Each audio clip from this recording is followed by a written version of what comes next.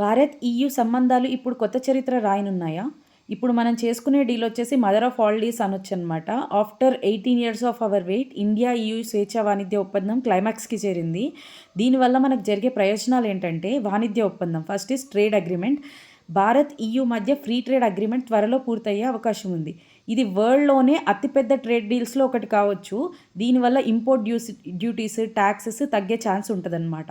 Next వచ్చేసి safety and security, సముద్ర భద్రత, సైబర్ సెక్యూరిటీ, ఇంకా టెర్రరిజం అరికట్టడము, ఈ అంశాల్లో భారత్ ఈయూ మధ్య డిఫెన్స్ సిస్టమ్ స్ట్రాంగ్ అవుతుంది. నెక్స్ట్ వచ్చేసేసి పొలిటికల్గా చాలా సిగ్నిఫికెంట్ రోల్ వస్తుంది అనమాట వరల్డ్ పాలిటిక్స్లో.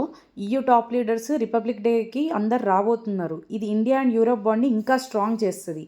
ఇన్ వన్ పాయింట్ చెప్పాలంటే ఇది జస్ట్ ట్రేడ్ అగ్రిమెంట్ కాదు, technology development, global politics, Indo Pacific relations improvement.